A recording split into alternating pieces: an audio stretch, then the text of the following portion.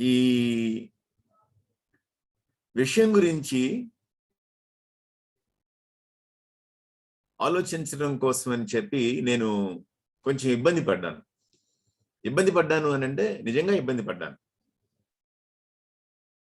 నాకు నా ఆలోచన విధానంలో దృక్పథంలో మార్పు రావాల్సి వచ్చింది. కొన్ని విషయాల్ని నేను ముందుగానే ఆలోచించుకుని ఉన్నాను, కానీ దీనికి సంబంధించింది మాట్లాడుతూ ఉంటే ఆలోచిస్తుంటే మాత్రం కొన్ని కొత్తగా నేను యాక్సెప్ట్ చేయాల్సి వచ్చింది. నేనేం చేశానంటే మొట్టమొదట టేకప్ చేయడమే ఒక 3 టెక్స్ట్ని టేకప్ చేశాను. నేను ఇప్పుడు టెక్స్ట్ లోకి మిమ్మల్ని తీసుకుని వెళ్ళి వాటిని పరిశీలించమని అడగను, కానీ ఏ టెక్స్ట్ అనేటువంటివి మనకి ప్రామినెంట్ గా తెలిసినటువంటి వాక్య భాగాల్ని నేను మీకు ముందు చూపిస్తాను. మొదటిది ఏంటి అని అంటే తిమోతికి మొదటి పత్రిక రాస్తూ పౌలు 3వ అధ్యాయం మొదలు పెట్టడమే అధ్యక్షుల గురించి మాట్లాడతాడు. కొంచెం మంచి మాటలు అన్నమాట. ఎందుకంటే సంఘానికి చెందినటువంటి పత్రికలు అంటాం మనం, పాస్టరల్ ఎపిజిల్స్ అని పిలుస్తాం మనం ఈ మూడింటిని కూడా.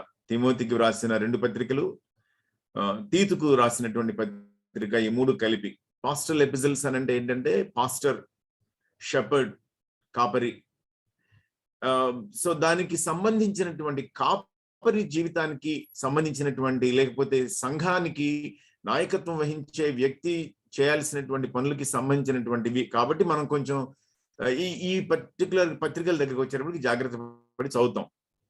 ముఖ్యంగా క్వాలిఫికేషన్స్ మాట్లాడుతున్నాడు కాబట్టి నేను మోస్ట్ ఆఫ్ ద టైం నేను ఇక్కడ వాడుతున్నటువంటి టెక్స్ట్ అంతా కూడా ఈఎస్విలోంచి తీసుకున్నాను, ఇంగ్లీష్ స్టాండర్డ్ వర్షన్ లోంచి తీసుకున్నాను.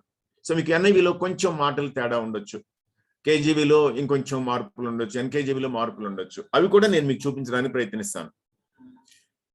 ఈ భాగంలో ఓవర్సియర్స్ అనేటువంటి పేరుతో, అధ్యక్షులు అనేటువంటి పేరుతోటి ఇక్కడ చూపించారు. రెండవ టెక్స్ట్ ఏంటిది అని అంటే తీతుకు వ్రాస్తున్నటువంటి పత్రికలో పెద్దలు మొదటి వచనంలో అంటే ఐదవ వచనంలో, మొదటి అధ్యాయంలో 5వ వచనంలో పెద్దలనే మాట డైరెక్ట్ గా, వెంటనే అదే కాంటెక్స్ట్ లో మాట్లాడుతూ 7వ వచనంలోనేమో ఓవర్సియర్ అనేటువంటి మాటని వాడాడు అనమాట.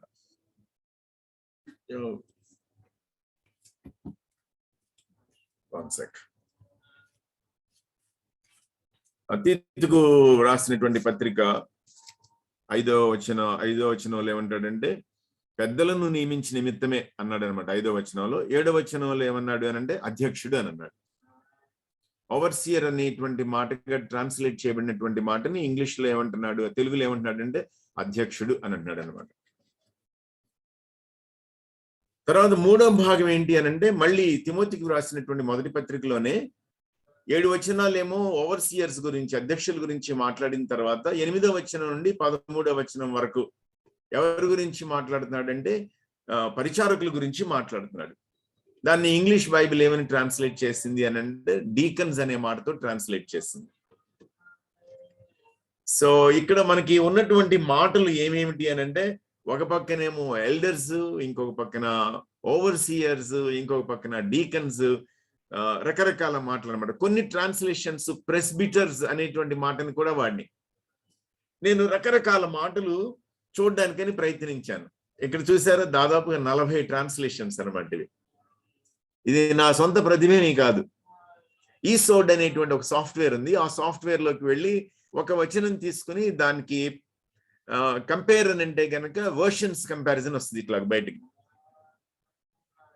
సో ఏం చేశానంటే తిమోతికి రాసిన మొదటి పత్రిక 3వ అధ్యాయం మొదటి వచనం అనమాట. ట్రస్ట్ వర్ది సేయింగ్ అనేటువంటిది, నమ్మదగినటువంటిది అనేటువంటిది, ఎవడైనా అధ్యక్ష పదవిని ఆశిస్తున్నాడు అని అంటే అటువాడు దొడ్డ పని చేస్తున్నాడు అని చెప్పేటువంటి దాన్ని తీసుకున్నాను. సో మీరు గమనించుకుంటా వెళ్ళినట్లయితే ఓవర్సియర్ అనే మాట ఉంది, బిషప్ అనే మాట ఉంది, ఎల్డర్ అనే మాట ఉంది. ఇక్కడ ఉన్నటువంటి మాటలు అవన్నీ కూడా చూసారా, ఓవర్సియర్ ఉంది, తర్వాత బిషప్ ఉంది, ఎల్డర్ ఉంది. ఇంకా కొంచెం ముందుకు వెళ్ళినట్లయితే మీరు చూసినట్లయితే ఒక్క నిమిషం, ఇక్కడ విలియమ్స్ ట్రాన్స్లేషన్ చూసినట్లయితే whoever aspires to the office of pastor. ఇవి రెండు మాత్రం ఓవర్ సైట్ అనేటువంటి మాటని వాడిని అనమాట. ఓవర్సియర్ అనేటువంటిది వాడకుండా ఓవర్ సైట్ అనేటువంటిది. తెలుగు ట్రాన్స్లేషన్ 1926 ట్రాన్స్లేషన్ ఏదో కొంచెం పాత ట్రాన్స్లేషన్ ఏమంది అని అంటే పెద్ద అనే మాటని వాడింది. నేను కావాలని చెప్పి కంపారిజన్ చూస్తున్నాను అనమాట. అసలు ఏంటి, ఏం మాటలు వాడిని ట్రాన్స్లేషన్స్ అనేటువంటిది చూస్తే ఏం జరిగింది అని అంటే, ఓవర్సియర్ అనేటువంటి మాట ఏమో 13 సార్లు, బిషప్ 15 సార్లు, ఎల్డర్ 4 సార్లు, ఓవర్ సైట్ 3 సార్లు, లీడర్ ఒకసారి, అఫీషియల్ ఒకసారి, పాస్టర్ ఒకసారి, సూపర్విజన్ ఒకసారి. ఇలాగూ రకరకాల మాటల్ని ట్రాన్స్లేషన్స్ వాడినాయి. మీరు గమనించినట్లయితే overseer, bishop, elder, leader, pastor ఒకే సందర్భంలో ట్రాన్స్లేషన్స్ అన్నమాట. ఇవన్నీ కూడా ఒకే సందర్భంలో వాడబడినటువంటి ట్రాన్స్లేషన్స్. నెక్స్ట్ ఏం చేశానంటే, ఇదిగో ఈ 3వ అధ్యాయం 8వ వచనం దగ్గరికి వచ్చుకున్నాను అనమాట.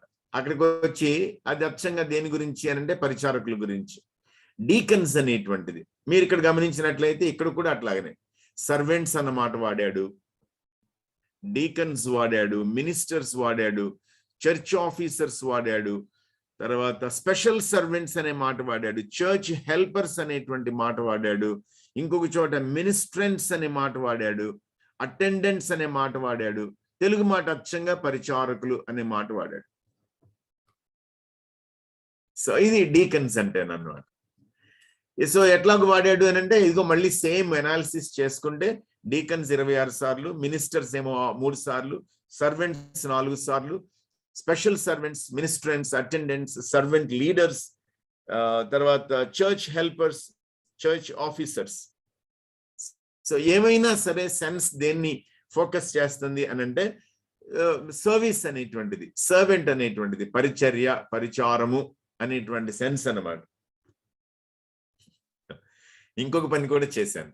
ఎందుకు చేశానంటే ఇదేదో చూపించడం కోసం కాదు నేను చేసింది. నాకు చాలా ఇబ్బంది పడ్డాను నేను. అసలు ఏ సెన్స్ తోటి ఈ మాటలు వాడబడినాయి చదువుకుందాము అని చెప్పి చదివాను అనమాట. ఈ పని చేశాను. ఇది కొంచెం స్మాల్ టెక్స్ట్, ఇవి ఏమనుకోకండి. ఏం చేశానంటే రెఫరెన్స్లు అన్నిటిలోనూ ఎల్డర్స్ అని ఏమంటున్నాయి, తర్వాత సర్వెంట్, డీకన్స్ అనేటువంటివి ఎట్లా అంటున్నాయి, ఓవర్సియర్, బిషప్ అని ఎట్లా ట్రాన్స్లేట్ అయినాయి, ఆ తర్వాత ఎల్డర్స్ అనేటువంటిది కౌన్సిల్ అన్నమాట, ఆ సెన్స్. సో ఇవి వాటికి రూట్ మీనింగ్స్ ఏంటని ట్రై చేశాను. 3 డిక్షనరీస్, స్ట్రాంగ్స్ మీనింగ్స్ ఒకటి, తర్వాత థేయర్స్ డిక్షనరీ ఒకటి, మౌన్స్ డిక్షనరీ ఒకటి, 3 ట్రై చేశాను. ట్రై చేస్తే వచ్చినటువంటి సెన్స్ అనమాట ఇదంతా కూడా, వాటి మీనింగ్ అనమాట ఇదంతా. సో ఇప్పుడు దీన్ని బేస్ చేసుకుని ఏం చేద్దామంటే, మనం అసలు దాని యొక్క నిర్వచనం ఏంటి, మనం ఆలోచిస్తున్నటువంటిది దేని గురించి, ఎల్డర్స్ గురించి మనం ఆలోచిస్తున్నాం, దాని నిర్వచనం గురించి మనం ఆలోచిద్దాం. దానికోసం ఏం చేద్దామనంటే, first we will go in to the history of the word. మనం నూతన నిబంధనలో గమనించినట్లయితే మొట్టమొదట ఈ మాట ఎక్కడ కనబడుతుంది మనకి అని అంటే, యెరూషలేము సంఘంలో 11వ అధ్యాయం 33వ వచనం, అపొస్తలుల కార్యాల్లో. నేను ఎందుకు ఈ మాటలన్నీ తీసుకొచ్చుకున్నాను అన్నది మీకు ముందుకు వెళ్లే కొద్ది అర్థమవుతుంది. 11వ అధ్యాయం 30వ వచనం ఏమంటుంది అని అంటే, వాళ్ళు కొంత మనీ కలెక్ట్ చేశారు, అక్కడ ఉన్నటువంటి పేద శిష్యులకి సహాయం పంపించాలనుకున్నారు. అలాగున చేసి బర్నబా పౌలు అను వారి చేత, సౌలు అను వారి చేత పెద్దల యొద్దకు దాన్ని పంపిరి. సో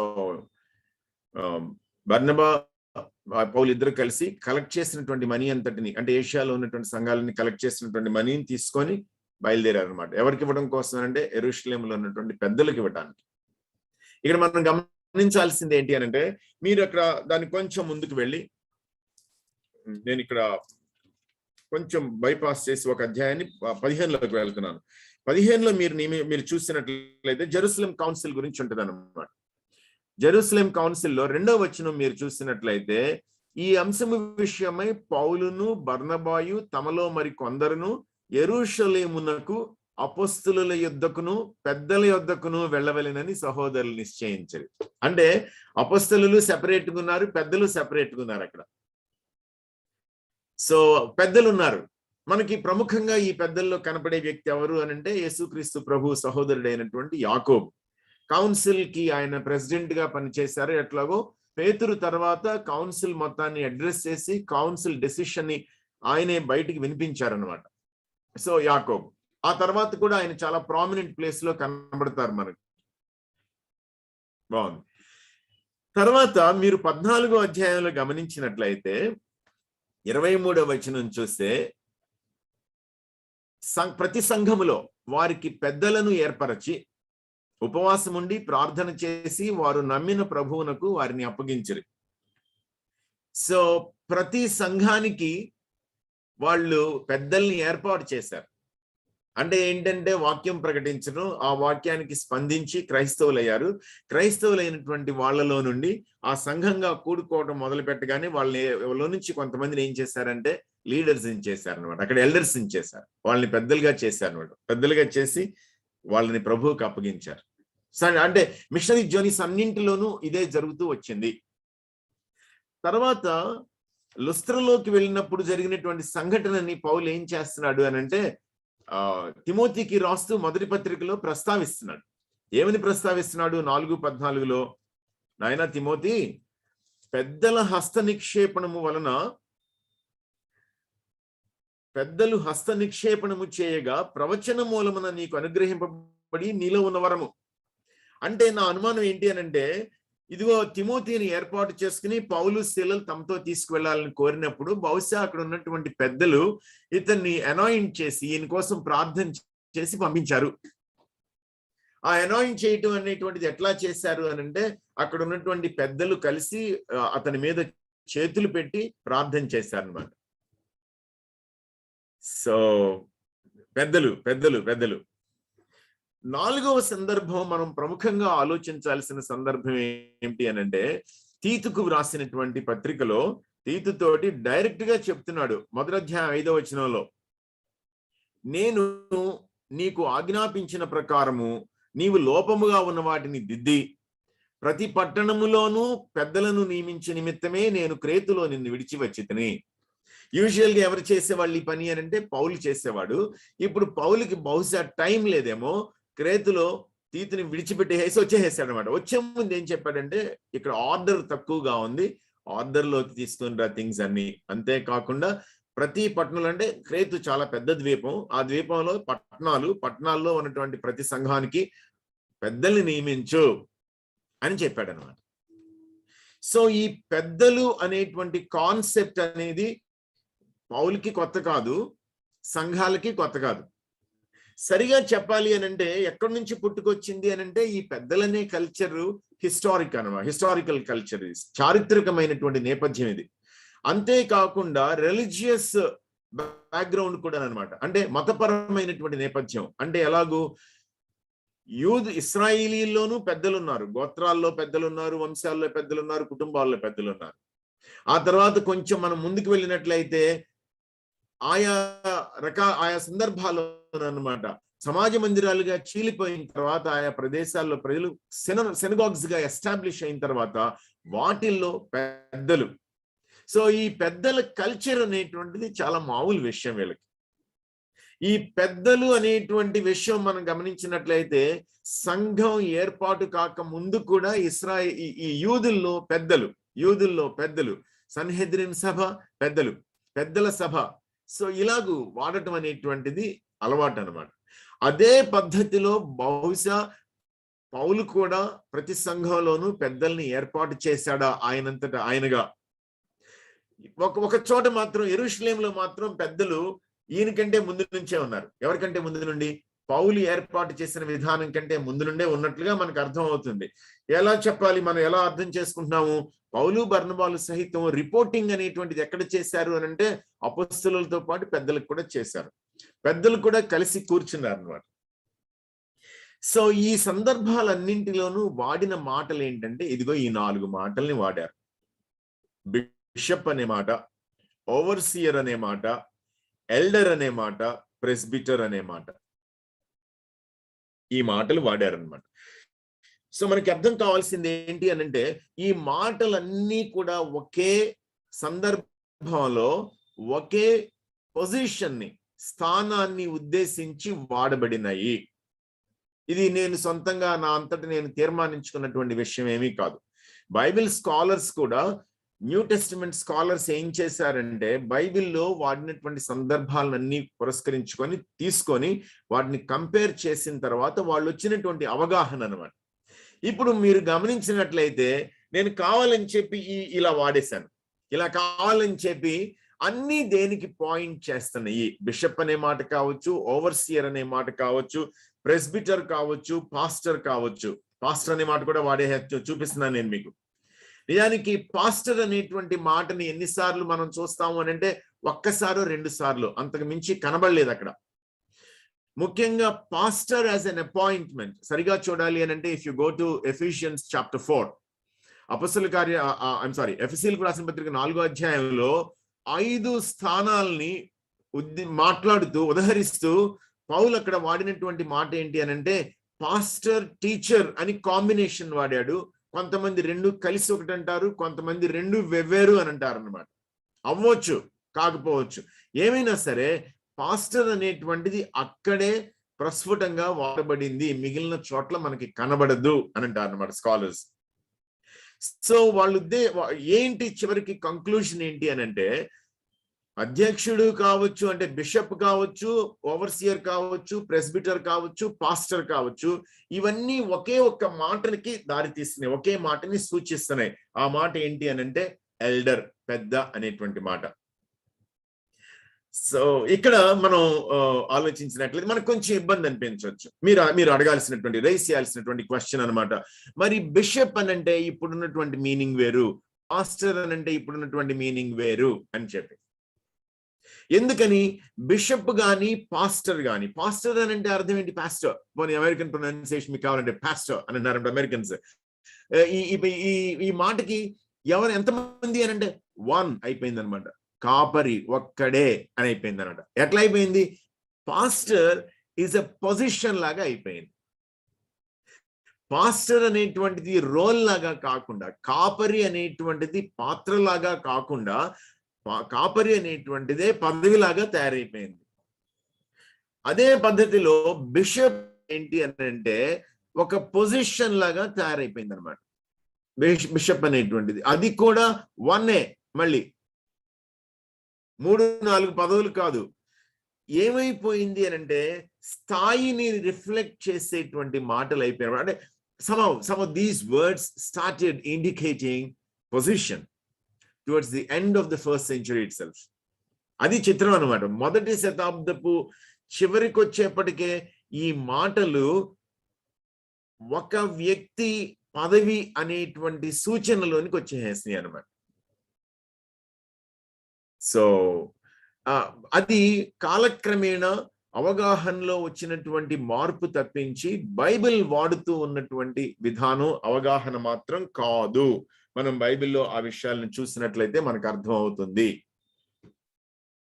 ఓకే, ఇప్పుడు ఏం చేశానంటే నేను ఉన్నటువంటి వీటిల్నే క్వాలిఫికేషన్స్, వాటి యొక్క ఈ పనికి, సో మొట్టమొదటి నేను ఎస్టాబ్లిష్ చేసినటువంటి విషయం ఏంటి అనంటే, ఎల్డర్ అనేటువంటి మాటకి, పెద్ద అనేటువంటి మాటకి అధ్యక్షుడు అనేటువంటిది కావచ్చు, కాపరి కావచ్చు, ఇవి 2 దీని వైపుకే వెళ్తున్నాయి. ఇంకొక మాట ఇక్కడ నేను ముగించేస్తాను. ఒకటేంటి అనంటే, ఇంత చేసి బైబిల్ చర్చ్ గవర్నమెంట్ లో 2 పొజిషన్స్ ని మెన్షన్ చేస్తుంది.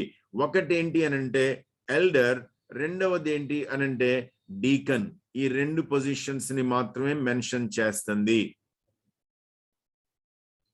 ఎల్డర్ అండ్ డీకన్, పెద్ద, పరిచారకుడు. మన దృష్టిలోకి వచ్చేటప్పటికి ఇప్పుడు డీకన్స్ అంటే ఏమైపోయారు అంటే సంఘ పెద్దలు అయిపోయారు. కొన్ని సంఘాల్లో డీకన్ అన్న మాటని వాడేస్తున్నారు సంఘ పెద్ద అనేటువంటి అనే మాటకి. కొన్ని సంఘాల్లో ఎల్డర్ అనేటువంటిది చాలా ప్రముఖమైనటువంటి పేరు అయిపోయింది. కొన్ని సంఘాల్లో ఎల్డర్స్ కౌన్సిల్ కూడా ఉంది. మనం గమనిస్తాము. ఎలా గమనిస్తామనంటే పెద్దలు అనేటువంటి మాట అన్నమాట. పెద్దలు అంటే అర్థం ఏంటంటే ప్లూరాలిటీ ఆఫ్ ఎల్డర్స్, ఒక్క పెద్ద కాదు, పెద్దలు కొంతమంది అనేటువంటిది. ఏ సంఘంలోనూ కూడా ఏకస్వామ్యం అనేటువంటిది లేదు. ఒక వ్యక్తి మాత్రమే పెద్దగా ఉండటం అనేది లేదు. సంఘంలో పెద్దల యొక్క బృందం, కౌన్సిల్ పనిచేయడం అనేటువంటిది మనం చూస్తాం. బైబిల్లో పత్రికల్లో కానీ లేకపోతే అపొస్తలుల కార్యాల్లో కానీ మనకి కనబడుతూ ఉన్నటువంటి విషయం ఇది. సో దీన్ని తీసుకొని నెక్స్ట్ నేను ఏం చేశానంటే, ఎవరిని ఏ యోగ్యతల్ని బట్టి ఎంచుకోవాలి, వాళ్ళకు ఉండేటువంటి అర్హతలు లేదా ప్రమాణాలు ఏంటి, వాటి కోసం ఆలోచించినట్లయితే తిమోతికి వ్రాసినటువంటి మొదటి పత్రికలో మొదటి 7 వచనాలు, తీతుకు వ్రాసినటువంటి పత్రిక మొదటి అధ్యాయంలో ఇదిగో ఇక్కడ ఉన్నటువంటి ఈ 2 వచనాలు, 3 వచనాలు, వీటిని మనం తీసుకున్నాం. వీటిని కంపేర్ చేయడానికి అని చెప్పి ప్రయత్నం చేసాం. మీరు గమనించినట్లయితే ఈ list, any good Bible, any good English Bible has a chart projecting this. మీరు ఏమీ తిప్పలు పడకుండా చక్కగా ఒక మంచి స్టడీ బైబిల్, ఇంగ్లీష్ బైబిల్ ఏదైనా తీసుకున్నారంటే దానిలో మీకు చార్ట్ దొరుకుతుంది. రకరకాలుగా దొరుకుతుంది. నేను కొంచెం మార్చుకున్నాను అంతే, మనకి తేలిగ్గా ఉండడం కోసం. Otherwise this chart is available readymade in some study Bibles, దొరుకుతుంది అది. మీరు గమనించినట్లయితే తిమోతికి ఏ యోగ్యతలు రాశాడో అవే యోగ్యతల్ని కొంచెం అటు ఇటుగా తీతుకు కూడా రాశాడు పౌలు. సో మీరు అర్థం చేసుకోవచ్చు, తెలిసిపోతుంది అనమాట మీకు. అక్కడ మాటల్ని మీరు చూస్తే కనుక సేమ్ వర్డ్స్ అబౌవ్ రిప్రోచ్, ఇర్రిప్రోచబుల్ అనమాట. అంటే ఎవరు కూడా ఏ విధంగానూ నిందించడానికి ఆస్కారం, అవకాశం లేని వ్యక్తి, ఏకపత్ని పురుషుడై ఉండాలి, సోబర్ మైండెడ్ అన్నమాట, స్వస్థ బుద్ధి ఉండాలంట, క్రమశిక్షణ కలిగినటువంటి వాడు ఉండాలంట. సో వాళ్ళకు ఉన్నటువంటి లక్షణాలు మాట్లాడుతున్నాడు అనమాట. తర్వాత సెల్ఫ్ కంట్రోల్డ్, ఆశా నిగ్రహం ఉండాలి. తర్వాత గౌరవించదగినటువంటి వ్యక్తి అయి ఉండాలి. మితానుభవుడు, స్వస్థ బుద్ధి గలవాడు. మితానుభవుడు అని అంటే మితి కలిగిన వాడు అనమాట, కంట్రోల్ ఉన్నటువంటి వాడు, మర్యాదస్తుడు. సో గౌరవించదగినటువంటి వ్యక్తి అనమాట, రెస్పెక్టబుల్. తర్వాత అతిథి ప్రియుడు, హాస్పిటాలిటీ చూపించేటువంటి వ్యక్తి, అతిథుల్ని జాగ్రత్తతో గౌరవంతో ట్రీట్ చేసే వ్యక్తి. అంతేకాకుండా అతను ఎలాంటి వాడై ఉండాలంటే బోధింపదగిన వాడై ఉండాలంట. దాన్నే 1:9 తీతుకు వ్రాస్తూ ఏమంటాడనంటే, హెచ్చరించుటకు, ఎదురాడి వారి మాట ఖండించుటకు అంటాడు అనమాట. శక్తి గలవాడగినట్లు, able to give instruction, exact. దానిలో నుంచి ఇంకా మరి కొన్ని విషయాలు మనం తర్వాత మాట్లాడొచ్చు. తర్వాత మద్యపానం అవ్వడానికి వీల్లేదు. తర్వాత ముక్కోపి అవడానికి వీల్లేదు. సాత్వికుడు అంట, మద్యపాని కాకూడదు, కొట్టువాడు కాకూడదు, జగడమాడేవాడు కాకూడదు, నాట్ క్వారల్సమ్. తర్వాత జంటిల్ గా ఉండాలి, సాత్వికంగా ఉండాలంట. యాక్చువల్ గా జంటిల్ అనే దానికంటే సాత్వికం అంటే మీక్ అన్నమాట, పవర్ అండర్ కంట్రోల్, అటు ఇటు కదలడానికి అవకాశం లేకుండా తనను తాను నిగ్రహించుకోగలిగినటువంటి వ్యక్తి అయి ఉండాలి. తర్వాత 1:7 ఏమంటున్నాడో చూసారా, అతడు కొట్టువాడు కాకూడదంట, ముక్కోపి కాకూడదంట. Not arrogant, not quick tempered, అంటే త్వరగా కోపం వచ్చేసేటువంటి వ్యక్తి అయి ఉండకూడదు. తర్వాత దుర్లాభాపేక్ష ఉండకూడదు, ఏ విధమైనటువంటి డబ్బుల గురించినటువంటి ఆశ, ధనాపేక్ష ఉండకూడదు, దుర్లాభాపేక్ష ఉండకూడదు. రెండింటినీ వాడాడు. Not a lover of money, not greedy for gain, ఎలాంటి గెయిన్ అయినా సరే పర్లేదు, గ్రీడీగా ఉండకూడదు. తర్వాత తన ఇంటిని జాగ్రత్తగా ఏలేవాడు అవ్వాలి. తర్వాత పిల్లలు అతనికి లోబడేటువంటి కుటుంబం అయి ఉండాలంట. తర్వాత పిల్లలు విశ్వాసులై ఉండాలి, అవిధేయులు కాకుండా ఉండాలి. రకరకాల మాటలు, అవి బహుశా మనం రేపు మాట్లాడదాం. తర్వాత I should not be a recent convert. తర్వాత బయట వాళ్ళ చేత మంచి సాక్ష్యం పొందిన వాడై ఉండాలి. తీతుకు రాసు 1:8 మరికొన్ని మాటలు ఏమన్నాడో చూసారా, సజ్జన ప్రియుడు. సజ్జన ప్రియుడు అనేటువంటి దానికి కింద మళ్ళీ ఇంకొక ట్రాన్స్లేషన్ ఏమి ఇచ్చాడంటే సద్విషయ ప్రియుడు అని అన్నాడు అనమాట. అంటే లవర్ ఆఫ్ గుడ్, అంటే గుడ్ థింగ్స్ కావచ్చు, గుడ్ పీపుల్, గుడ్ పర్సన్స్ కావచ్చు, లవర్ ఆఫ్ గుడ్ అనమాట. అప్రైట్ అండ్ హోలీ, ఇవి లక్షణాలు. నేనేం చేశానంటే ఈ లక్షణాలని కేటగరైజ్ చేసుకున్నాను. ఇలా కేటగరైజ్ చేశాను. His family personal qualities, his social quality. Social అనే దానిలో నేను రెండింటిని కలపడానికి ట్రై చేశాను. ఏ రెండింటిని? His church, believers and people out side the world. అవిశ్వాసులు, విశ్వాసులు కూడా అనమాట. మూడవదేమో అచ్చంగా కుటుంబానికి చెందినటువంటి విషయం, family. Perhaps will talk about this tomorrow. తర్వాత స్పిరిచువల్, ఆధ్యాత్మికమైనటువంటివి. మీరు చూసినట్లయితే పాయింట్స్ మీరు జాగ్రత్తగా గమనించుకుంటా వెళ్ళినట్లయితే ఫోకస్ ఎంతసేపు ఫోకస్ దేని మీదకి వస్తుంది అని అంటే వ్యక్తి మీదకి వస్తుంది అన్నమాట. ఏ వ్యక్తి? ఎవరిని పెద్దగా ఎంచుకోవాలో, ఎవరిని పెద్దగా నియమించుకోవాలో, ఎవరిని పెద్దగా సంఘం వాడుకోవాలో అతనికి వ్యక్తిగతంగా అతను ఏమై ఉండాలి, ఏం చేస్తాడు ఏంటి అనేటువంటిది తర్వాత విషయాలు మనం తర్వాత మాట్లాడదాం. ఏం చేసేటువంటి విషయాలు అనేటువంటివి మనం తర్వాత మాట్లాడుకోవచ్చు.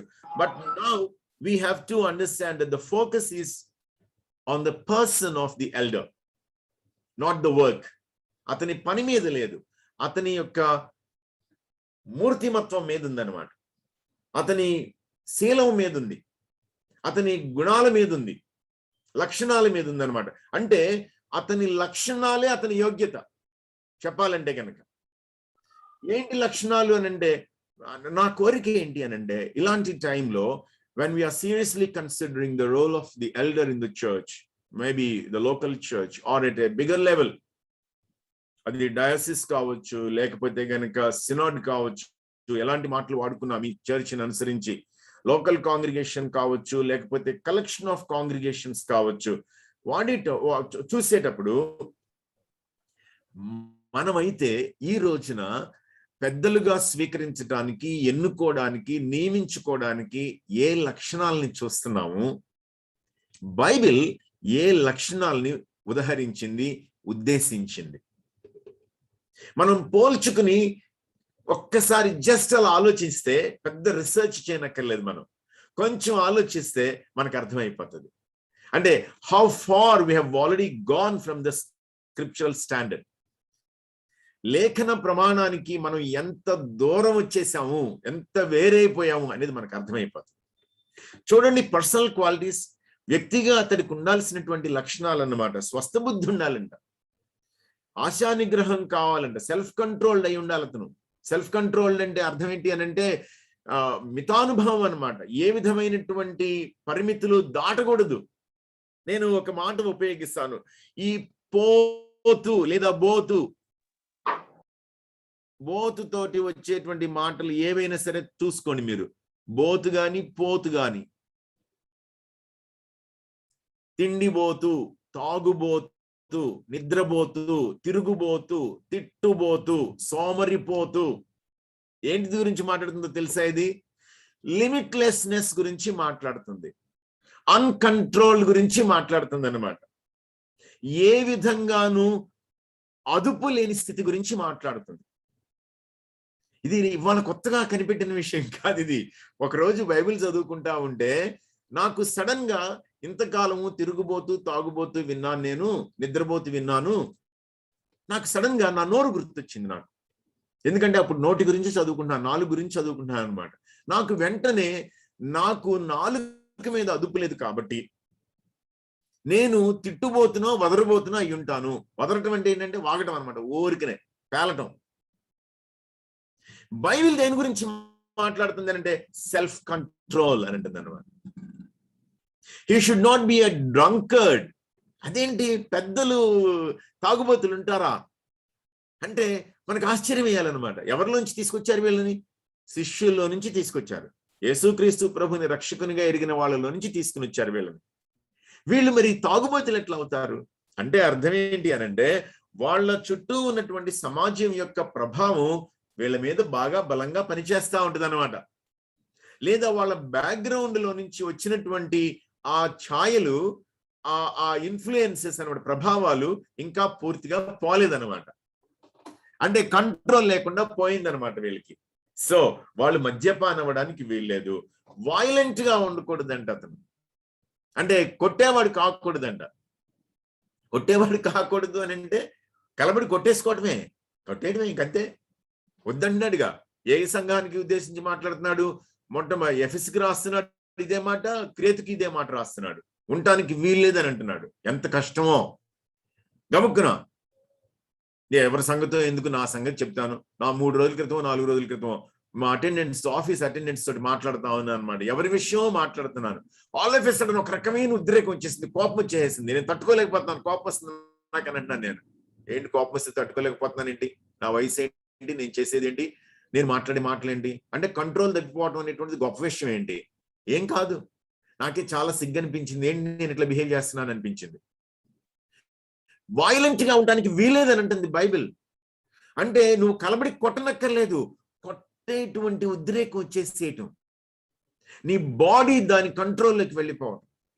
సాత్వికంగా ఉండాలంట. నాకు ఈ జెంటిల్ అనే మాట, జెంటిల్ అంటే ఏంటంటే మృదు అనమాట.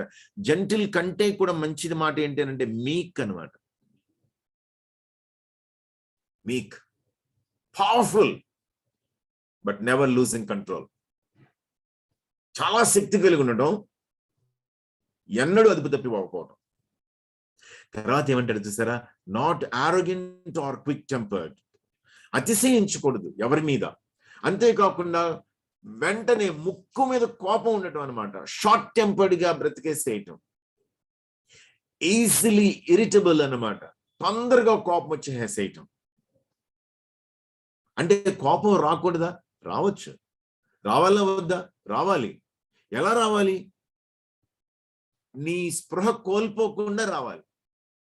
నువ్వు కోపగించుకున్నావు అనేటువంటి విషయం నువ్వు చెప్పాలి వాళ్ళకి, అవతల వాళ్ళకి నాకు కోపం వచ్చింది అని చెప్పి. నువ్వు వైలెంట్ అయిపోకూడదు, అదుపు తప్పిపోకూడదు, కోపం నిన్ను కంట్రోల్ చేయకూడదు. అంటే మాట్లాడి అసలు మనీ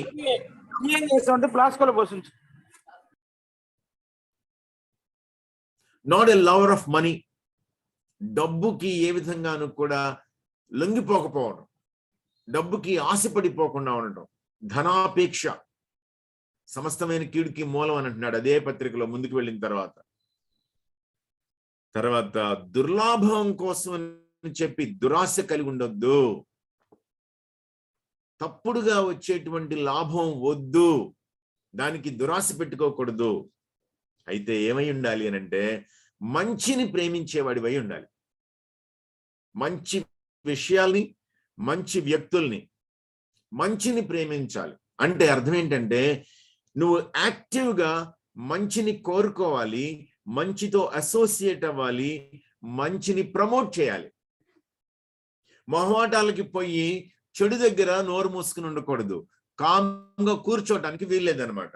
నువ్వు చెడుతోటి అసోసియేట్ అవ్వకుండా, చెడుకి లొంగిపోకుండా మంచిని ప్రేమించాలి. నువ్వు యు లవ్ గుడ్ అనేటువంటిది ప్రజలకు అర్థమైపోతుంది నీ యాక్షన్స్ లో, నీ యాటిట్యూడ్స్ లో. అంతేకాదంట ఎలా ఉండాలి అని అంటే నీతిమంతుడు, పవిత్రుడు. పవిత్రుడు అంటే ఏంటి? లోకంతో కలవకుండా సెపరేట్ అయిన వాడు అనమాట, కాన్సిక్రేటెడ్ అనమాట, వేరైనటువంటి వ్యక్తి.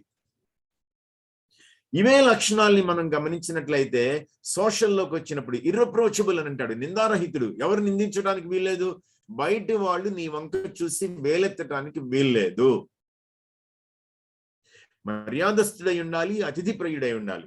నేను కావాలి అని చెప్పి పర్సనల్లో పెట్టినటువంటివే నాట్ వైలెంట్ అనేటువంటిది యువతలకు తీసుకుని వచ్చి ఆరోగెంట్ ఆర్ క్విక్ టెంపర్డ్ అనేటువంటిది కలిపాను కావాలని చెప్పి.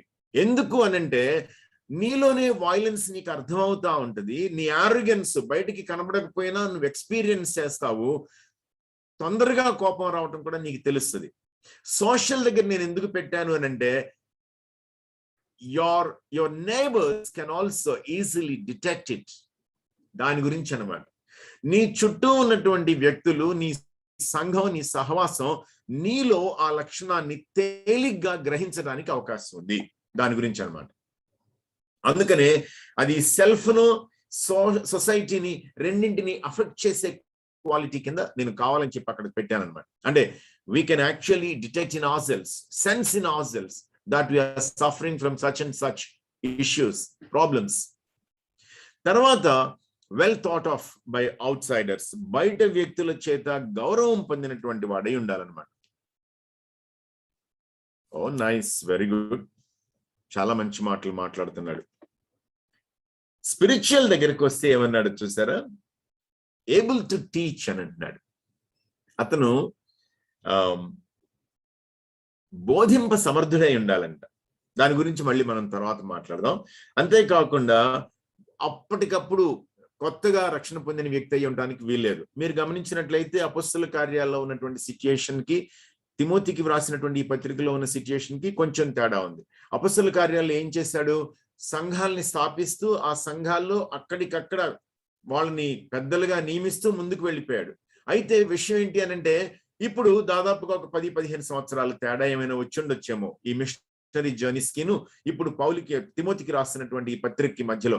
బహుశా ఆ ఉద్దేశ్యంతో తనకి ఇప్పుడు వచ్చినటువంటి మార్పు అన్నమాట. కొత్త వాళ్ళు అయితే గనక గర్వాంధులు అవుతారేమో, సాతాను పడినటువంటి ఉరిలోనే వాళ్ళు పడిపోతారేమో అని చెప్పి ఇప్పుడేమంటున్నాడు అనంటే, observe them for some time అని అన్నాడు అనమాట. వాళ్ళని కొంచెం కొత్త వాళ్ళని తీసుకునేటప్పుడు జాగ్రత్త పడదాం అని అన్నాడు.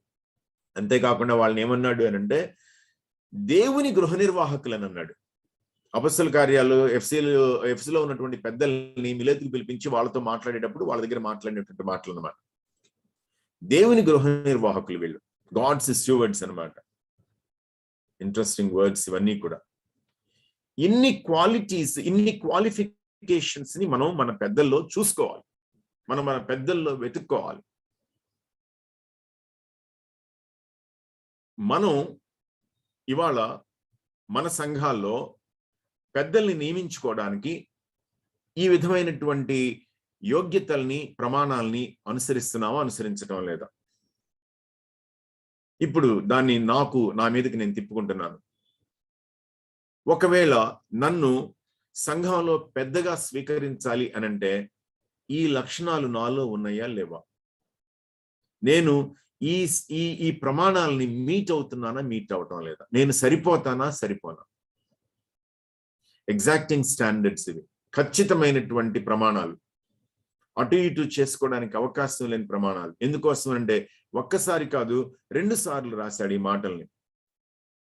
సంఘం యొక్క సందర్భంలోనే రాసినటువంటి మాటలు, సంఘ నాయకుల కోసం రాస్తున్నటువంటి మాటలు అన్నమాట. అంటే బాధ్యతలను అప్పగించి పెద్దల విషయం జాగ్రత్త చేసుకోమని చెప్పడం కోసం రాసినటువంటి మాటలు అన్నమాట ఇవి. సో నేను వీటికి సరిపోతానా? ఇప్పుడు నేను దేనికి దగ్గరికి తీసుకొస్తున్నాను అని అంటే రెస్పాన్సిబిలిటీస్ దగ్గరికి తీసుకొస్తున్నాను, ఎల్డర్స్ రెస్పాన్సిబిలిటీస్ దగ్గరికి. నేను ఈ ఉన్నటువంటి బాధ్యతలన్నీ జాగ్రత్తగా చదువుకున్న తర్వాత ఏం చేశానంటే, నాకు 4 పేర్లు కనపడినాయి వీళ్ళని ఉద్దేశించి మాట్లాడడానికి. ఒకటేంటి అనంటే షెపర్డ్, కాపరి. 2 స్టూవర్డ్ అనంటే గృహ నిర్వాహకుడు. 3 లీడర్ అనంటే నాయకుడు. 4 టీచర్ అనంటే బోధకుడు. ఇది ఉన్నటువంటి మాటలు అన్నమాట. సో ఏంటి వీళ్ళు చేసేటువంటి పనులు అనంటే ఒక్కొక్క అంశాన్ని కొంచెం సేపు మాట్లాడడానికని ప్రయత్నిస్తాను. నేను కావాలని చెప్పి ఇక్కడ కొంచెమే రిఫరెన్సెస్ పెట్టాను. ఆ రిఫరెన్సెస్ ను ఉపయోగించుకొని మనం మాట్లాడదాం. అపొస్తలుల కార్యాలు 20వ అధ్యాయం చాలా ప్రముఖమైనటువంటి అధ్యాయం. ఎందుకోసం అంటే రోమాకి వెళ్ళిపోతూ మిలేతుకి పిలిపించుకున్నాడు. ఎందుకంటే తనకి కాలహరణం అవడానికి అవకాశం లేదు. యెరూషలేం వెళ్ళాలి, యెరూషలేంలో వాళ్ళని కలవాలి, అటు నుంచి అటు మళ్ళీ ఇంకా రోమ్కి వెళ్ళిపోవాల్సినటువంటి అవసరం ఉంది ఇప్పుడు ఆయనకి. తనకి సెన్స్ చేస్తున్నాడు అనమాట, ఆ అర్జెన్సీ వచ్చేసింది. అందుకని ఏం చేస్తున్నాడు అంటే మిలేతుకి పిలిపించుకున్నాడు. ఓన్లీ ఎవరిని పిలిపించాడంటే పెద్దల్ని పిలిపించాడు. నాకు చాలా ఆశ్చర్యం వేసిన విషయం ఏంటంటే ఎందుకు ఎఫెసులో ఉన్న పెద్దల్నే పిలిపించుకున్నాడు? ఎక్కడ ఏ పెద్దల్ని, ఎందుకు ఎఫెస్ మీద అంత కాన్సన్ట్రేషన్? 3 ఏళ్ళు వెతకాడు అనమాట అక్కడ. అలాంటిది వాళ్ళ కొత్తగా మళ్ళీ వాళ్ళని వెనక్కి పిలిపించుకున్నాడు. మళ్ళీ వాళ్ళకే ఒక పత్రిక రాశాడు. మళ్ళీ వాళ్ళ కోసం ఒక మనిషిని పంపించాడు. Excuse me.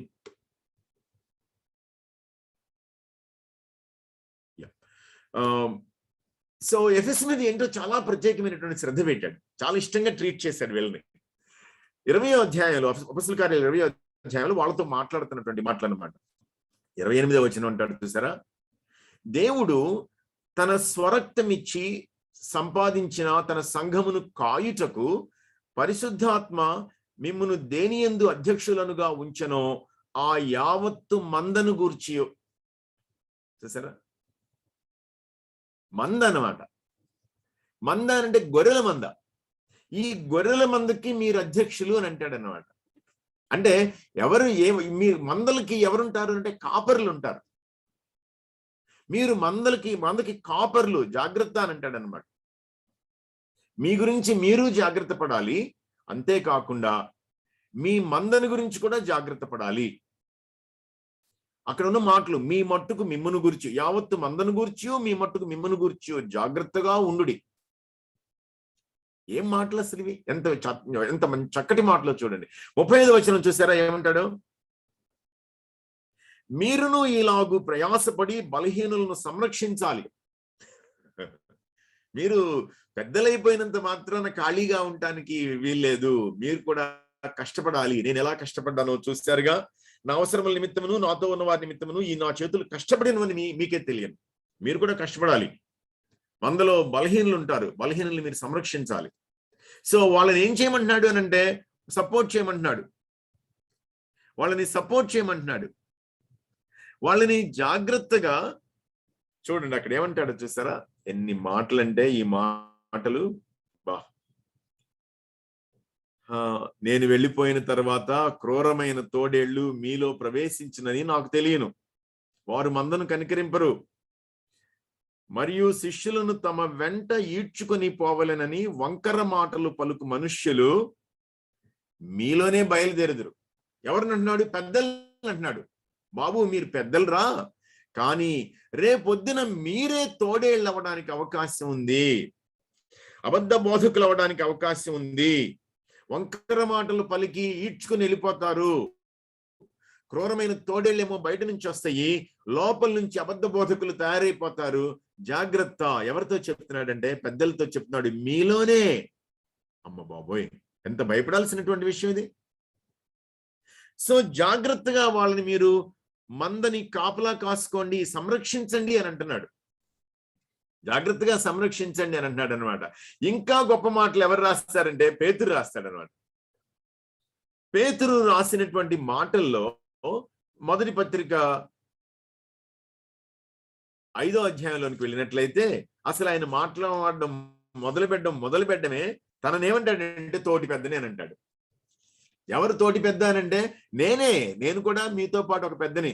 మీరు గమనించినట్లయితే ఇక్కడ ఉన్నటువంటి సంఘం అంతటికి రాసేటప్పుడు తన గురించి తాను ఏమని రాశాడంటే 1వ అధ్యాయం 1వ వచనంలో యేసు క్రీస్తు అపోస్తలుడైన పేతురు అని అన్నాడు. నేను అపోస్తలునే కాదంటాం లేదు. At the same time I'm N elder like you. నేను కూడా మీలాంటి పెద్దని. ఏం చెప్తున్నాడు? మీలోని పెద్దలను హెచ్చరించుచున్నాను. ఏమనంట? బలిమి చేత కాక దేవుని చిత్త ప్రకారం ఇష్టపూర్వకముగాను దుర్లాభాపేక్షతో కాక సిద్ధ మనసుతోను మీ మధ్యనున్న దేవుని మందను పై విచారణ చేయొచ్చు. దానిని కాయడి, జాగ్రత్తగా సూపర్వైజ్ చేయండి, దాన్ని జాగ్రత్తగా గార్డ్ చేయండి, జాగ్రత్తగా ప్రొటెక్ట్ చేయండి. అంతేకాదు మీకు అప్పగింపబడిన వారి పైన ప్రభువునైనట్టుండక మందకు మాదిరులుగా ఉండుడి. ఏం చేయాలంటే మీరు you can not lord over the flock. Lording over the flock వద్దు బాబు, లీడింగ్ ద ఫ్లాక్ కావాలి అని అంటాడు అనమాట. మాదిరిగా ఉండాలయ్యా మీరు అని అంటున్నాడు అనమాట. మీరు వాళ్ళ మీద పెత్తనం చేయడానికి పిలువబడలేదు, నియమించబడలేదు. యేసుక్రీస్తు ప్రభువు, ఆ ప్రభు ఎలా ఉంటాడో మనం కూడా అలా ఉండాలి. మంద ఎవరిది అని అంటే దేవుని మంద. మాదిరిలుగా ఉండండి, దేవుడే మీకు అప్పగించాడు కాబట్టి కేర్ఫుల్ గా ఉండండి అని చెప్తున్నాడు అనమాట. యాకోబు ఏం చేశాడంటే, యాకోబు రాసినటువంటి మాటలు కొంచెం భిన్నమైనటువంటి మాటలు అనమాట. అక్కడ కాంటెక్స్ట్ ఏం మాట్లాడుతున్నాడు అని అంటే చూడండి, 5వ అధ్యాయంలో 14వ వచనంలో మాట్లాడుతున్న మాటలు. మీలో ఎవడైనా రోగి అయి ఉన్నాడా? అతడు సంఘపు పెద్దలను పిలిపింపవలను. వారు ప్రభువు నామమున అతనికి నూనె రాచి అతని కొరకు ప్రార్థన చేయవలెను. విశ్వాస సహితమైన ప్రార్థన ఆ రోగిని స్వస్థపరచును. ఏం చేస్తున్నాడు అని అంటే ప్రార్థన చేయండి అని అంటున్నాడు అనమాట. ఏం చెప్తున్నాడు అని అంటే మీరు కాపర్లుగా ఉండండి అంటున్నాడు, పాస్టర్స్ గా ఉండండి అంటున్నాడు.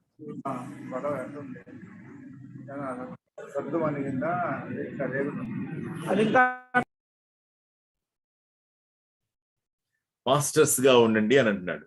రెండో విషయం దగ్గరకు వచ్చినట్లయితే మనం స్టీవర్డ్ గురించి మాట్లాడదాం. ఆల్రెడీ మీకు అక్కడ ఒక మాట చదివి వినిపించాను నేను. ఎక్కడంటే అపొస్తలుల కార్యాలు 20వ అధ్యాయంలో కాన్స్టెంట్ గా మీరు ఎన్నిసార్లు అయినా సరే అధ్యాయాన్ని చదవచ్చు. చర్చిలో ఏం చేయడానికి అవకాశం ఉంది అనేటువంటి విషయాలన్నీ దానిలో మాట్లాడతాడనమాట.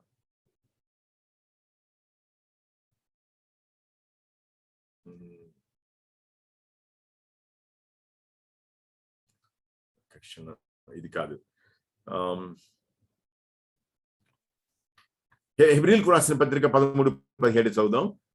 13:7-1, 13:17-1. 17వ వచనంలో ఏముంది అని అంటే, మీ పైన నాయకులుగా ఉన్నవారు లెక్క ఒప్పచెప్పవలసిన వారి వలె మీ ఆత్మలను కాయిచున్నారు. ఎవరు లెక్క ఒప్పచెప్పేది? ఎవరు లెక్క ఒప్పచెప్పేది అని అంటే స్టూవర్డ్స్ అన్నమాట, గృహ నిర్వాహకులు. అకౌంటబిలిటీ అన్నమాట. దేవా మేము ఇదిగో ఈ పని చేస్తాము, దేవా ఇదిగో మేము ఈ విధంగా కాపు కాసాము, దేవా ఈ విధంగా మేము మా పనిని నిర్వర్తించాము. మాట్లాడాల్సినటువంటి విషయం, అది చెప్పుకోవాల్సినటువంటి విషయం అన్నమాట దేవుని దగ్గర. సో అకౌంట్ ఇవ్వాలి వాళ్ళు. వాళ్ళు ఏమంటున్నాడంటే మీ ఆత్మలను కాయిచున్నారు. ఏమంటాడంటే రెండు రకాలుగా చెప్పడానికి అవకాశం ఉందంట. దుఃఖంతో అకౌంట్ ఇవ్వచ్చంట, లేదా దుఃఖంతో కాకుండా ఆనందంతో అకౌంట్ ఇవ్వచ్చంట. దుఃఖంతో అకౌంట్ ఎందుకు ఇవ్వాలి అని అంటే వాళ్ళు మంద లోబడ్డం లేదనమాట, అందుకోసం అని చెప్పి. మంద లోబడుతుంది అనుకోండి, ఆనందంతో రిపోర్ట్ ఇవ్వచ్చు అనమాట. సో సంతోషంగా వాళ్ళు పని చేయాల్సినటువంటి అవసరం ఉంది. అంటే వాళ్ళ దగ్గర ఉన్నటువంటి మనుష్యులు వీళ్ళ పట్ల స్పందించే విధానాన్ని బట్టి వీళ్ళు పనిచేసేటువంటి వైఖరిలో కూడా ప్రభావం చూపిస్తుంది అనమాట. వాళ్ళు ఆనందంగా ఉండడానికి అవకాశం ఉంది, వాళ్ళు దుఃఖంగా ఉండడానికి అవకాశం ఉంది. ఎలా ఉన్నా సరే వీళ్ళు మాత్రం ఖచ్చితంగా దేవుని దగ్గరికి వెళ్ళి దేవునికి లెక్క ఒప్పచెప్పాల్సినటువంటి అవసరం కనబడుతుంది. మూడో విషయం చూసినట్లయితే లీడర్స్ అన్నమాట. వీళ్ళు నాయకులు, లీడర్స్ అన్నటువంటి మాట తిమోతికి వ్రాసినటువంటి పత్రిక, మొదటి పత్రికలో 5:17 ఏమంటాడు అని అంటే, ఇక్కడ ఒక మాట వాడాడు, బాగుగా పాలన చేయు పెద్దలు.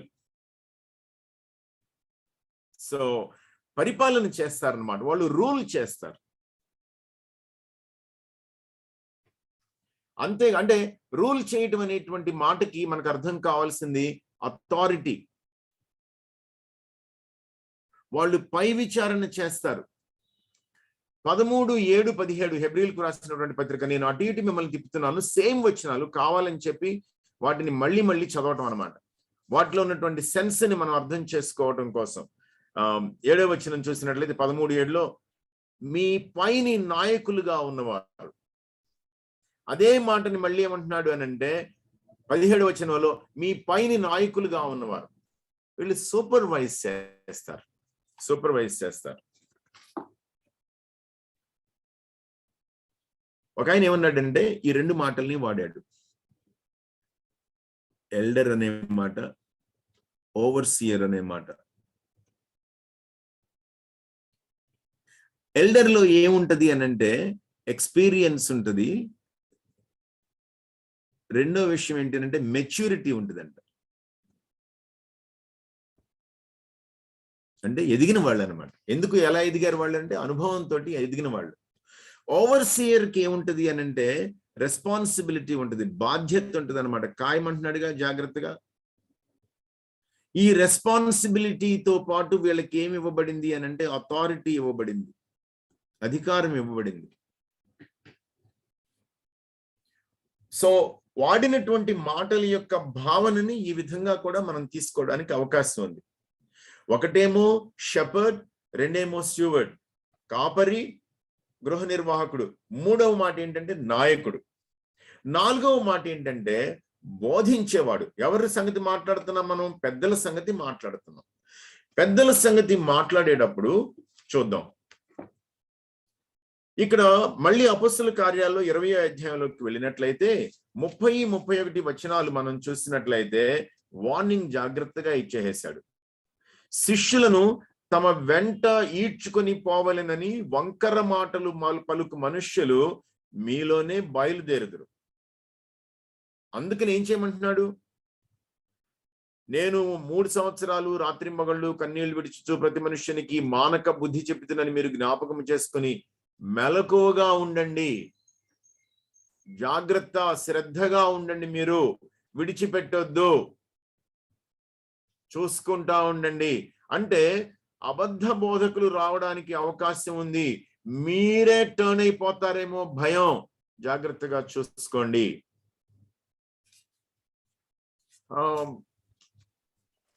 నేను ఈ తిమోతికి రాసినటువంటి పత్రికలో 3:2 కాకుండా 5:17 చూద్దాం ఒకసారి. 5:17లో మాట్లాడినటువంటి మాటలు ఏమంటాడు అని అంటే, బాగుగా పాలన చేయ పెద్దలను విశేషముగా వాక్యమందును ఉపదేశమందును ప్రయాసపడువారు.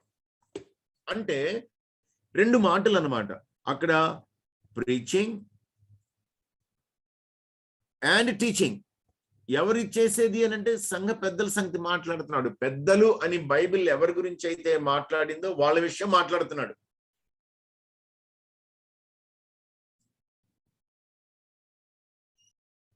ఇంట్రెస్టింగ్ స్టఫ్ ఇది మాత్రం.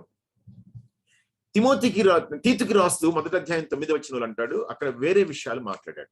వేరే విషయాలు ఏం మాట్లాడాడంటే చూడండి, తాను హితబోధ విషయమై, చూసారా, హితబోధ ఒక అంటే ఈ పాస్టరల్ ఎపిసోడ్స్ లో స్పష్టంగా కనబడుతున్నటువంటి మాట అనమాట. సౌండ్ డాక్ట్రిన్, సౌండ్ టీచింగ్ అనేటువంటి మాట అనమాట. ఏం మాట్లాడుతున్నాడంటే, హితబోధ విషయమై జనులను హెచ్చరించుటకును ఎదురాడు వారి మాట ఖండించుటకును శక్తి గలవాడగునట్లు. సో ఒక పక్కన ఏం చేయాలి అంటే సౌండ్ టీచింగ్ అనేటువంటిది పెట్టుకొని దానితోటి తన దగ్గర ఉన్నటువంటి సంఘాన్ని ఎగ్జార్ట్ చేయాలి, హెచ్చరించాలి. 2, ఎదురు చెప్పే వాళ్ళని ఆయన రెఫ్యూట్ చేయగలిగి ఉండాలి. అంటే తప్పుడు బోధించే వాళ్ళని ఈయన రెఫ్యూట్ చేయాలన్నమాట, ఖండించాలన్నమాట. మీరు చెప్తుంది కరెక్ట్ కాదు అనాలన్నమాట. దానికి ఏం చేయాలో తెలుసా? కుదురుతుంది అది. ఆయనకి ఎలా కుదురుతుంది అని అంటే, ఉపదేశమును అనుసరించి నమ్మదగిన బోధను గట్టిగా చేపట్టుకుని వాడై ఉండాలి. అంటే ఈయన మొట్టమొదట సౌండ్ టీచింగ్ ని తెలుసుకుని దాన్ని జాగ్రత్తగా అనుసరించేవాడై ఉండాలి. ఈయనకి సౌండ్ టీచింగ్ తెలియకపోతే, సౌండ్ డాక్టరీన్ తెలియకపోతే వేరే వాళ్ళకి ఏం నేర్పిస్తాడు? అంటే ఈయన దాన్ని ఎరిగి, అంటే నేర్చుకుని దాన్ని గట్టిగా పట్టుకోవడం అంటే అర్థం ఏంటంటే తన జీవితాన్ని దాని చొప్పున నడిపించుకుంటూ ఉండాలి. తర్వాత తాను వాక్యాన్ని ప్రకటించాలి, ఉపదేశించాలి, తప్పుడు బోధించే వాళ్ళని ఖండించాలి. అంతేకాదు అపొస్తలుల కార్యాలు 15వ అధ్యాయంలో మనం గమనించినట్లయితే ఈ సున్నతి చేసేటువంటి విషయం గురించి ఆ సున్నతి సంబంధులు హడావిడి సృష్టిస్తా ఉంటే పౌలు బర్నబాలు కలిసి వీళ్ళతో కలిసి బర్సబ్బా శీలతో కలిసి యెరూషలేంకి వస్తారు. జెరూసలేం కౌన్సిల్ అని అంటది అనమాట సంఘ చరిత్ర దాన్ని. First council of the church. అంటే ఒక వివాదం ఏర్పడినప్పుడు సంఘంలో ఉన్నటువంటి అపొస్తలులు పెద్దలు కూర్చుని దాన్ని పరిష్కరించారు. ఆ వివాదాన్ని పరిష్కరించి దానికి తగిన సమాధానాన్ని సంఘాలన్నిటికీ వ్రాసి పంపించారు, ఏ విధంగా నడుచుకోవాలి అనేటువంటిది. పెద్దలు చేయాల్సినటువంటి విషయం ఏంటి అనంటే, సద్బోధ, ఆరోగ్యమైన బోధకి, హితబోధకి వ్యతిరేకమైనటువంటి ఆటంకకరమైనటువంటి అడ్డంకులుగా ఉన్నటువంటి ఆలోచనలు కానీ, బోధ కానీ, ఆచరణలు కానీ బయటకు వస్తా ఉంటే వాళ్ళు వాటిని వెంటనే సెటిల్ చేయాలి, పరిష్కరించాలి. సంఘ పెద్దలు చేయాల్సినటువంటి పనిది. సో 4 విషయాలు అన్నమాట. ఈ 4 విషయాలు కూడా మనం జాగ్రత్తగా ఆలోచించాలి. ఒకటేమో షెపర్డ్, 2 స్టూవర్డ్, 3 ఏమో leader, 4 teacher. So shepherd, steward, leader, teacher. కాపరి, గృహ నిర్వాహకుడు, నాయకుడు, బోధకుడు. అలిస్టర్ బెగ్ స్టేట్మెంట్ ఒకటి కనపడింది నాకు. The shepherding responsibility of an elder must always take place with the crook of God's word. Crook అంటే ఏంటంటే చేతికర్ర అన్నమాట. కాపరి చేతికర్ర, ఆ వంకర తిరిగి ఉండేటువంటి కర్ర అన్నమాట, వంకీ కర్ర. కాపరిగా తన బాధ్యతని సంఘ పెద్ద ఎలా నిర్వర్తించాలి అనంటే ఎప్పుడూ కూడా దేవుని వాక్యం అనేటువంటి కర్రతోనే చేయాలి. దాన్ని మాత్రమే ఆధారంగా చేసుకోవాలి, దాన్నే ఉపయోగించుకోవాలి. నా లాస్ట్ థాట్ ఈ సెషన్ కి నేనేం చేయడానికి ప్రయత్నించాను అనంటే, మొదట్లోనే మీతోటి చెప్పాను, ఫోకస్ ఎంతసేపు దేని మీద అనంటే పెద్ద యొక్క బీయింగ్ మీద. మన దృష్టి ఎంతసేపు దేని మీద ఉంటుంది అనంటే డూయింగ్ మీద ఉంటుంది, పని మీద ఉంటుంది అనమాట. పెద్దవగానే ఏంటి పెద్ద అనంటే పెత్తనం చేయటం, పెద్దవగానే ఏంటి చేయటం అంటే ప్రామినెంట్ గా అందరి ముందు కనపడడం, పెద్దవగానే ఏంటి చేయటం అనంటే అందరూ నాకు లోబడ్డం, నాకు గౌరవించడం. కానీ వాక్యం దేని మీద ప్రధానమైనటువంటి దృష్టి నిలిపింది అనంటే బీయింగ్, వ్యక్తి మీద దృష్టి నిలిపింది, వ్యక్తి యొక్క జీవితం మీద దృష్టి నిలిపింది అనమాట. దేని మీద దృష్టి నిలిపింది? అతని క్యారెక్టర్, అతనికి క్వాలిఫికేషన్స్, అంటే యోగ్యతలుగా స్వీకరించబడినటువంటి లక్షణాలు అతనిలో లేనట్లయితే అతను పెద్ద కాదు.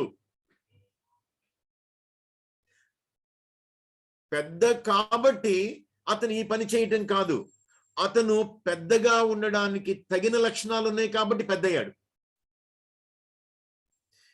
పెద్దగా ఉండడానికి తగిన శీలం ఉంది కాబట్టి పెద్దయ్యాడు. అంటే పెద్ద అయినటువంటి వాడు ఎంతసేపు ఏమై ఉండాలి అనంటే మాదిరిగా ఉండాలి, మాదిరిగా ఉండాలి. ఎవరైనా, ఎవరి మంద? దేవుని మంద. ప్రధాన కాపరి ఎవరు? యేసు ప్రభు. ప్రధాన గృహ నిర్వాహకుడు ఎవరు? యోహాను సువార్త 17వ అధ్యాయంలో యేసుక్రీస్తు ప్రభు తండ్రి ఎదుట నిలబడి చెప్పేటువంటి మాటలు, చేయుటకు నీవు నాకు ఇచ్చిన పని భూమి మీద సంపూర్ణంగా నెరవేర్చి నేను నిన్ను మహింపరచుతుని.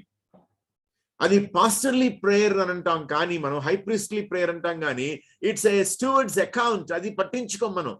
నువ్వు నాకు మాటలు ఇచ్చావు, నువ్వు నాకు పని ఇచ్చావు, నువ్వు నాకు మనుషుల్ని ఇచ్చావు, నువ్వు నాకు నీ పేరు ఇచ్చావు, అన్నింటికీ లెక్క చెబుతా ఉంటాడు అనమాట. నువ్వు పని ఇచ్చావా? పని కంప్లీట్ చేస్తాను. మనుషుల్ని ఇచ్చావా? జాగ్రత్త చేసుకున్నాను. మాటలు ఇచ్చావా? వాళ్ళకి అప్పగించాను. నీ పేరు ఇచ్చావా? ఆ పేరుని వాళ్ళకి అప్పగించాను. అకౌంట్ ఇస్తున్నాడు అక్కడ. ఎవరు మనకి మోడల్ అంటే యేసుక్రీస్తు ప్రభువే మోడల్.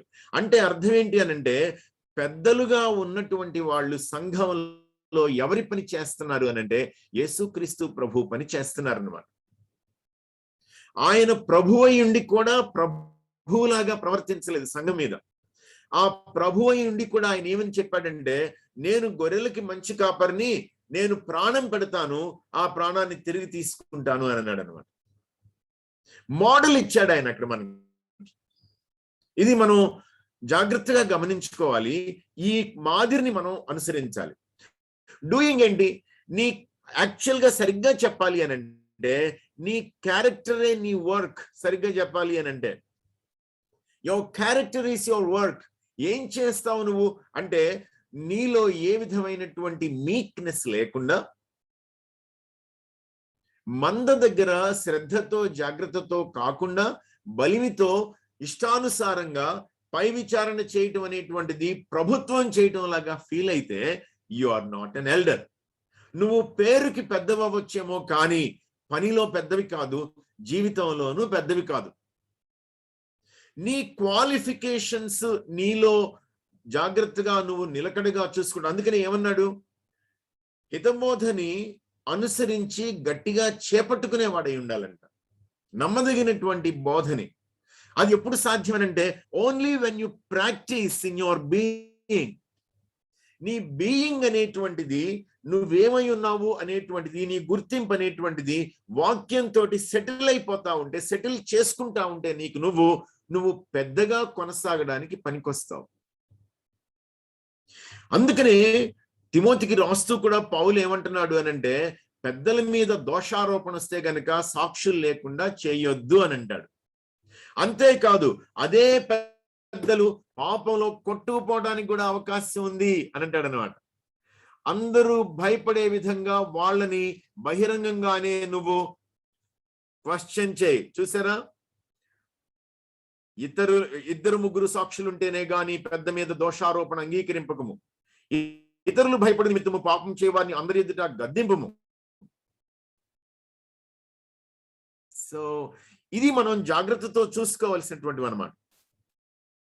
ఏమంటాడు అనంటే, మనం మోడల్ కాకపోతే మన బీయింగ్ మోడల్ కాకపోతే మన డూయింగ్ మ్యాచ్ అవ్వదు వాక్యానికి. నేను అందుకనే కాంట్రాస్ట్ కోసం ఈ మాటలు పెట్టాను. సో సరిగ్గా చెప్పాలి అనంటే your being is your doing. నువ్వు పెద్దగా ఉండడం అంటే ఏంటంటే, ఈ లక్షణాలని, ఈ యోగ్యతల్ని, ఈ ప్రమాణాలని నీ జీవితంలో నువ్వు చూపించినప్పుడు మాత్రమే నువ్వు నీకు అప్పగించబడినటువంటి పనిని చక్కగా నిర్వర్తించగలుగుతావు.